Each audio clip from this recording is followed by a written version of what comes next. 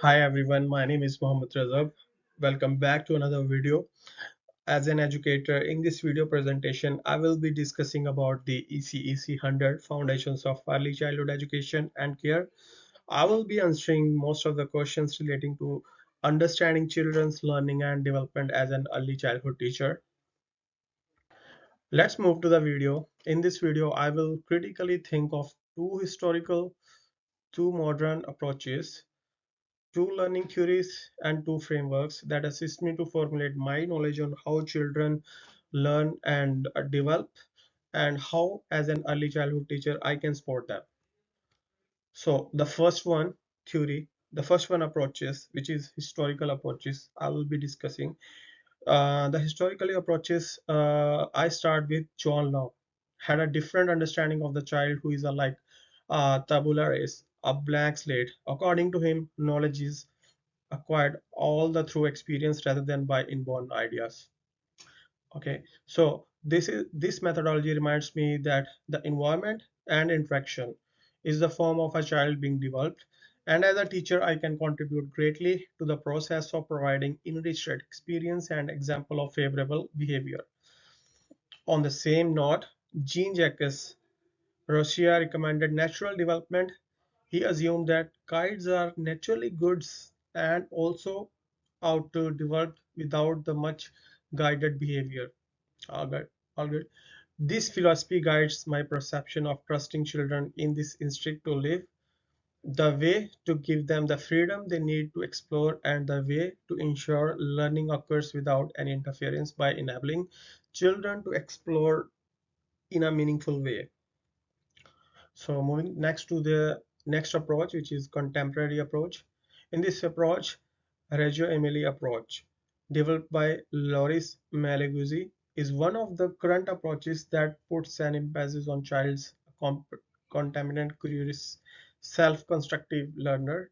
This philosophy is most concerned with the concept of the 100 languages of children, according to which children communicate in 100 different ways.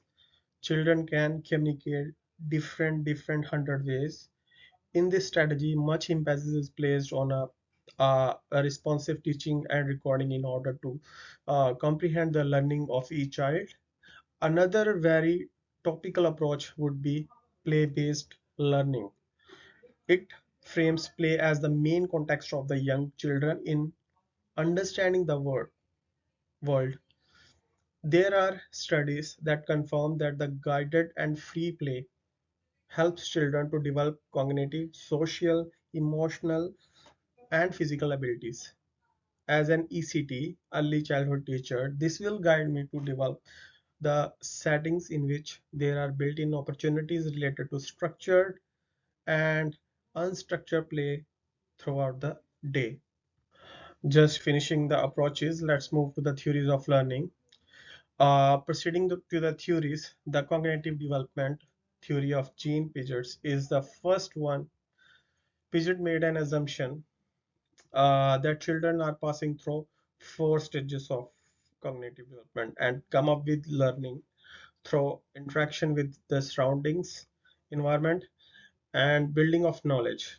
This theory guides me on how children of different ages have different thoughts, as well as the essence of activity learning through practice according to their age, because they react according to their age. Different children have different ages, so they react according to their age. So, together with Piaget, the sociocultural theory by Lev Vygotsky is also a fundamental theory which emphasizes the role of social interaction and emphasizes the significance of the zone of proximal development where the learning takes place in the direct guidance of adult of other child. The theory strengthens my involvement in scaffolding of learning and encouraging collaboration between children and teacher. So far, we have discussed the different approaches, different theories of uh, early childhood teachers. Now, we're going to discuss the frameworks. According to the frameworks, the early years learning frameworks, which is also known as EYLF, version 2.0 includes logistics like the concept of the uh, intentional teaching, as well as high expectations of all children. The principles will assist me in teaching strategies to consider children, be inclusive, and follow the individual interest and development needs of children. So lastly, National Quality Standard, which is also known as NQS, impasses the health, safety, and well-being of each child. This is the framework that I have the responsibility to ensure that I establish a safe and supportive environment that facilitates holistic development of child. Thank you very much for your time. So that's all I want to discuss in this video. The first I have discussed the approaches, the theories, and the frameworks, why it's important for the child development and all. Thanks for your time. I'll see you in next video. Thank you very much.